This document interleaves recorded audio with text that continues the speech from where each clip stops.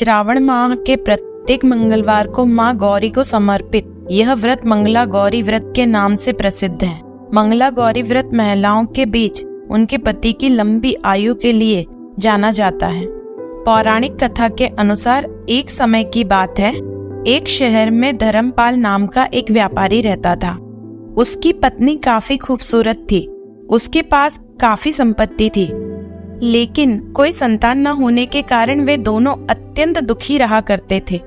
ईश्वर की कृपा से उनको एक पुत्र की प्राप्ति हुई, लेकिन वह अल्पायु था। उसे यह श्राप मिला था कि 16 वर्ष की उम्र में सांप के काटने से उसकी मौत हो जाएगी। संयोग से उसकी शादी 16 वर्ष से पहले ही एक युवती से हुई, जिसकी माता मंगला गौरी व्रत किया करती थी।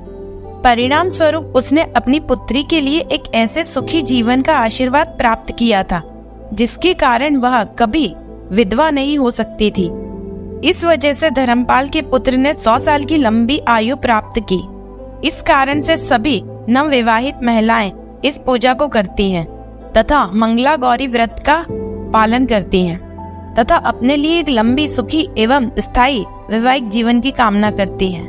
जो महिला इस मंगला गौरी व्रत का पालन नहीं कर सकती, उस महिला को श्री मंगला गौरी पूजा को तो कम से कम करना ही चाहिए।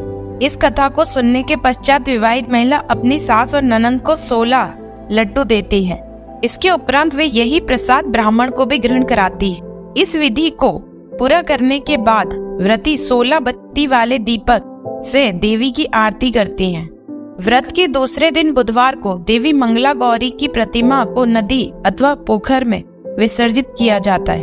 अंत में माँ गौरी के सामने हाथ जोड़कर अपने समस्त अपराधों के लिए एवं पूजा में हुई त्रुटियों के लिए क्षमा अवश्य मांगे। इस व्रत एवं पूजा के अनुष्ठान को परिवार की खुशी के लिए लगातार 5 वर्षों तक व्रत करना चाहिए।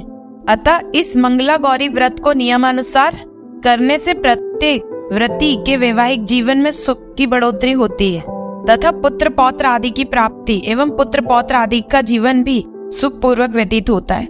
ऐसी इस मंगला गौरी व्रत की महिमा वर्णित की जाती है। जय माता गौरी की।